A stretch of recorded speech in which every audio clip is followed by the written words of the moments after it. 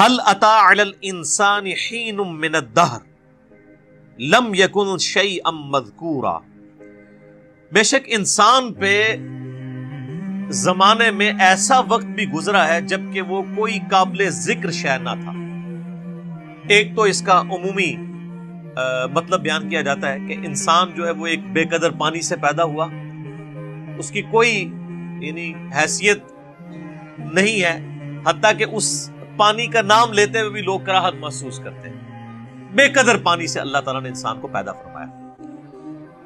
تو ایک وقت انسان پہ ایسا گزرا ہے کہ جب چاہے وہ یعنی اپنے باپ کی پشت میں تھا یا اس کے بعد رحم مادر میں ٹرانسفر ہوا، پھر اس کے بعد ایک ایمبریو کی شکل میں، ایک جنین کی شکل میں اس نے پرورش پائی. وہ ایک حقیر چیز تھی، نہ تو اس کے اعضاء نمایاں تھے، نہ اس کے اندر وہ ساری کوالٹیز تھیں جو اللہ تبارک و تعالیٰ نے بعد میں اسے عطا فرمائی. آپ دیکھیں دنیا میں بڑے سے بڑا انسان بھی ہونا، اس کی اصل یہی ہے کہ اس کی پیدائش اس بے قدر پانی سے ہوئی ہے. چاہے کوئی پیغمبر ہے، چاہے کوئی بڑے سے بڑا فلاسفر ہے، چاہے کوئی بہت بڑا جو ہے وہ بادشاہ ہے، چاہے کوئی بہت بڑا سپہ سالار ہے، بہت کوئی بڑا جنگجو ہے، سب کی سب کی اصل جو ہے وہ بے قدر پانی ہے. اور اللہ تعالیٰ اس پانی میں سے دیکھے کیا کیا چیزیں نکال رہا ہے. یہ اللہ کی قدرت ہے. تو زمانے میں ایک وقت انسان پہ ایسا بھی گزرا ہے جب اس کی کوئی قابل ذکر حیثیت نہیں تھی. پھر اس کے بعد اللہ تعالیٰ نے اسے جو ہے وہ آزاد دیے اور ایک مکمل انسان بنا کر جو ہے روئے عرض پہ نکالا. اور پھر جب وہ نکلا بھی اس وقت بھی وہ محتاج تھا اپنے ماں باپ کا. سب سے زیادہ محتاج انسان کا بچہ ہوتا ہے. بلی کے چھوٹے سے بچے کو بھی آپ ٹیبل پہ رکھ دینا تو نیچے نہیں گرے گا، اپنے آپ کو روکنے کی کوشش کرے گا. لیکن انسان کا بچہ تھوڑا بڑا بھی ہو جاتا ہے، اس کی حفاظت کرنی پڑتی ہے. اسی لیے ماں باپ کے ساتھ اس نے سلوک کا ذکر جو ہے وہ انسانوں کے لیے ہے. کہیں جانوروں کے بارے میں آپ کو یہ چیز نہیں ملے گی. اللہ تعالیٰ نے کو پیدا ہوتے ہی انڈیپینڈنٹ بنایا ہے.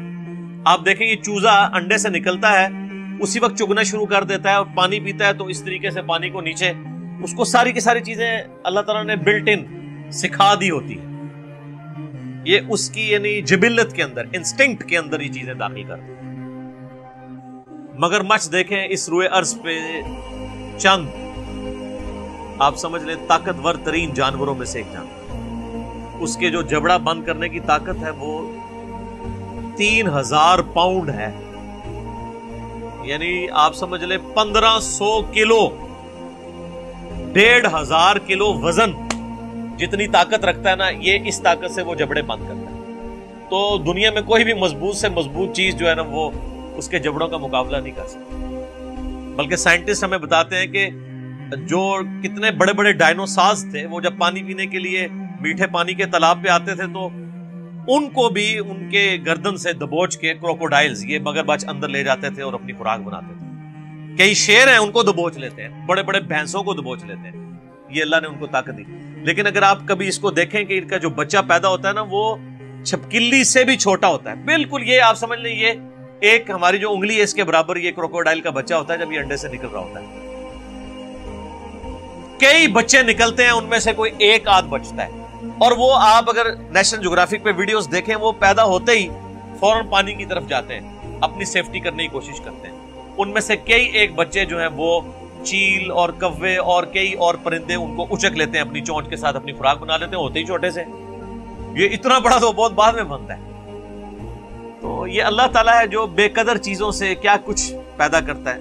انسان جو اللہ تعالیٰ کی کریشن کا کلائمیکس ہے اس کے بارے میں اللہ فرماتا ہے کہ اس پہ بھی ایک بہت عرصہ ایسا گزرا ہے کہ بے قدر یہ چیز تھا، اس کی کوئی حیثیت نہیں تھی. اور ایک اس کا انٹلیکچوئلز کے ہاں اس کی تفصیل یوں کی جاتی ہے کہ انسان کو اللہ تعالیٰ نے پہلے جو پیدا فرمایا تھا وہ روحوں کی شکل میں پیدا فرمایا تھا. پھر وہ ایک ڈورمنٹ پوزیشن انسان کے اندر، یعنی اللہ تعالیٰ نے ان روحوں کو کسی اپنی سٹوریج کے اندر رکھ دیا. پھر اسی اعتبار سے ڈیسائیڈ کیا کہ کس نے کس وقت پیدا ہونا ہے، اس کی روح اس میں داخل کی. تو وہ جو ایک بہت بڑا عرصہ تھا جس میں انسان روحانی طور پہ ایگزسٹ کرتا تھا لیکن اس کے پاس جسم نہیں تھا، وہ بھی ایک ایسا پیریڈ ہے جو کہ ہم عموماً ذکر نہیں کرتے، نہ ہمیں اس طریقے سے وہ یاد ہے. اللہ تعالیٰ نے ہماری روحوں سے عہد لیا تھا الستو بربکم، سب روحوں نے کہا تھا قالوا بلا، لیکن ہمیں وہ چیز یاد نہیں ہے، لیکن ہم پہ وہ پیریڈ گزرا ہے۔ تو وہ بھی ایک ایسا پیریڈ تھا کہ جب انسان کو اپنی حیثیت کا اندازہ نہیں تھا، تا وقت کہ انسان کو اللہ تعالیٰ نے جسم عطا فرمایا۔ اس کو سپورٹیو وہ حدیث بھی ہے جو جامعہ ترمذی میں صحیح سند کے ساتھ موجود ہے، مسند احمد میں بھی صحیح سند کے ساتھ ہے، دلائل النبوہ امام بیہقی کی کتاب میں بھی صحیح سند کے ساتھ ہے، مشکات المصابی میں بھی تیسری جلد میں آپ کو اللہ کے محبوب صلی اللہ علیہ وآلہ وسلم کے فضائل کے چیپٹر میں مل جائے گی۔ کہ صحابہ کرام نے پوچھا اے اللہ کے نبی صلی اللہ علیہ وآلہ وسلم آپ پہ نبوت کب واجب ہوئی، کب آپ نبی بنائے گئے؟ تو آپ نے فرمایا کہ میں اس وقت بھی اللہ کے ہاں خاتم النبیین لکھا ہوا تھا جبکہ ابھی آدم علیہ السلام روح اور جسم کے درمیان تھے، ایک روایت میں آتا ہے مٹی اور پانی کے درمیان تھے، میں اللہ کے ہاں اس وقت بھی خاتم النبیین لکھا ہوا تھا۔ یعنی اللہ کے ڈیوائن علم میں، اللہ کے پاس تو روحیں موجود ہے نا، اللہ نے پہلے ہی ڈیسائیڈ کر لیا بھائی اس روح نے محمد رسول اللہ بننا ہے، اس روح نے فرعون بننا ہے، اس نے موسیٰ بننا ہے، اس نے ابو جہل بننا ہے۔ اللہ کو تو پتا ہے اپنے ڈیوائن علم کی وجہ سے۔ تو وہ ایک جو پیریڈ ہے وہ ہمیں یاد نہیں ہے، اس وقت ہم کوئی قابل ذکر شے نہیں تھے، جب تک کہ دیکھیں جب تک فرعون دنیا میں آیا نہیں ہے اس وقت تک اس کی فرعونیت سے لوگ انٹروڈیوس تو نہیں ہوئے، اللہ کے ہاں تو وہ روح کی شکل میں موجود تھا۔ تو وہ والا بھی ایک پیریڈ ہو سکتا ہے۔ دو معنی ہو گئے، اور ایک تیسرا معنی ہے جو لوگ ایوولوشن کے قائل ہیں، ارتقاء کے۔ ایک ارتقاء وہ ہے جو ڈارونزم والا ہے کہ انسان جو ہے وہ جانوروں کی اولاد ہے یا چمپینزی کی اولاد ہے، یہ تو ٹوٹلی ایک حرام عقیدہ ہے، کفری عقیدہ ہے۔ مسلمانوں کے ہاں بھی ارتقاء اس حوالے سے پایا جاتا ہے، میرا اس کے اوپر یوٹیوب پہ کلپ بھی ہے، بخاری اور مسلم کی متفق علیہ حدیث ہے کہ نبی علیہ السلام نے فرمایا کہ جب آدم علیہ السلام کو اللہ تعالیٰ نے پیدا فرمایا تو ان کا قد جو ہے وہ 60 ہاتھ تھا، پھر آہستہ آہستہ قد کم ہوتے چلے گئے۔ تو اتنی ایوولوشن تو نبی علیہ السلام بھی بیان فرما رہے ہیں کہ تبدیلی انسانوں کے اندر آئی ہے۔ اب جو لوگ قرآن پاک سے اس ایوولوشن کو، جو ڈارون کی ایوولوشن نہیں ہے بلکہ جو کتاب و سنت میں فٹ ان بیٹھتی ہے، جس طرح کہ سورہ آل عمران میں بھی آتا ہے کہ ہم نے حضرت آدم علیہ السلام کو چن لیا، اور اسی طریقے سے سیدنا عمران کے بارے میں آتا ہے ان کی اولاد کو ان کو چن لیا، یعنی نبوت کے لیے۔ تو وہ کہتے ہیں آدم علیہ السلام کو بھی اللہ نے چنا ہے۔ تو چناؤ اسی وقت ہوتا ہے جب ایک سے زیادہ آدم ایگزسٹ کرتے ہوں، ان میں سے کسی ایک کو چن کے اللہ تعالیٰ نے ہمارا جد امجد بنا دیا اور اس کو ایسا سلیکٹ کیا کہ اس سے آگے نسل چلائی۔ تو وہ بھی ان آیات سے، یہ میں آپ کو اسکول آف تھاٹ بتا رہا ہوں، میں یہ نہیں کہہ رہا کہ یہ عقیدہ ہے، جو ایگریڈ اپان عقائد ہیں وہ تو پہلے دو ہی ہیں، لیکن یہ بھی جو لوگ ان معاملات میں قائل ہیں وہ اس سے لیتے ہیں کہ انسان پہ ایک بہت بڑا پیریڈ ایسا بھی گزرا ہے جب تک کہ وہ اللہ تعالیٰ نے آدم علیہ السلام کو اس طریقے سے ایوالو نہیں کیا تھا۔ انسان تو آباد تھے دنیا میں، لیکن انہی میں سے پھر ایک کو چنا خاص طور پہ، حضرت آدم علیہ السلام کو، ان میں اپنی روح پھونکی۔ پہلے ایک زندگی تو تھی، آپ دیکھیں جانوروں میں بھی زندگی ہے لیکن روح نہیں ہے، بندر کے اندر روح نہیں ہے، زندگی ہے۔ یہ روح جو ہے یہ اللہ تعالیٰ نے انسان کی خصوصیت بنائی ہے۔ وَنَفَخْتُ فِيهِ مِن رُوحِي، جب میں اس میں اپنی روح پھونک دوں پھر تم سجدے میں گر پڑنا۔ یہ اللہ تعالیٰ کا خاص امر ہے جو انسان کے ساتھ خاص ہے، اللہ کی مخلوق ہے روح۔ تو کہتے ہیں جو پہلے انسان ایگزسٹ کرتے تھے نا، وہ صرف جان والے انسان تھے، ان میں اللہ تعالیٰ نے اپنی روح نہیں پھونکی تھی، ان میں سے ایک شخص کو اللہ نے چوز کیا، اور وہ ہمارا پہلا جد امجد، ہمارا باپ سیدنا آدم علیہ السلام۔ پھر ان کی دیکھیں اس میں بھی ایک ایوولوشن، یہ تو آپ دیکھ لیں کہ بخاری مسلم میں حدیث تو بالکل واضح ہے، ویسے سورہ نساء کے شروع میں بھی آتا ہے کہ اسی سے اس کا جوڑا بنایا حضرت آدم سے، اور بخاری مسلم میں آتا ہے کہ وہ ٹیڑھی پسلی سے پیدا ہوئے۔ تو یہ بھی دیکھیں ایک انسان میں سے دوسرا انسان نکلا ہے، مرد میں سے اللہ تعالیٰ نے اس کے جوڑے کو پیدا کیا، سیدہ جو ہے حوا سلام اللہ علیہا کو۔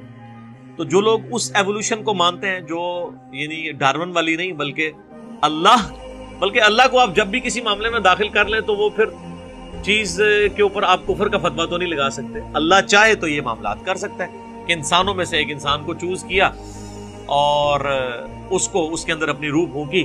تو وہ کہتے ہیں وہ جو پہلا انسانیت کا ایک پیریڈ تھا، بہت بڑا پیریڈ، جس میں کئی انسان آباد تھے، تو وہ قابل ذکر نہیں تھے. قابل ذکر انسان اس وقت ہوا ہے کہ جب ان میں سے آدم کو چنا, اس میں اپنی روح پھونکی, اور پھر اس سے سارا سلسلہ شروع ہوا, اور فرشتوں کو مجبور کیا اس کے علم کی وجہ سے جو اللہ نے آدم علیہ السلام کو دیا تھا کہ وہ اس کو سجدہ کرے.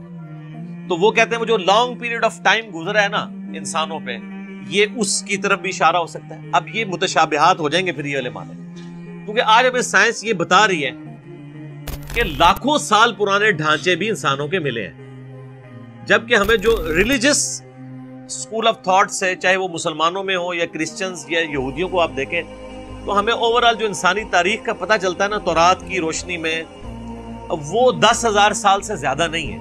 ہم حضرت ابراہیم علیہ السلام کا بھی جب ذکر کرتے ہیں تو مسلمانوں کے ہاں یہ راؤنڈ ہے کہ آلموسٹ 5,000 سال پہلے حضرت ابراہیم علیہ السلام اس دنیا میں تشریف لائے تھے. نبی علیہ السلام والی تو خیر ایک مضبوط جو ہے ہمارے پاس ہسٹری سیف ہے, آلموسٹ 1400 سال پہلے, اور ان سے تقریباً 500 سال پہلے عیسیٰ علیہ السلام, وہ تو ہمیں بخاری میں حدیث میں ملتی ہے.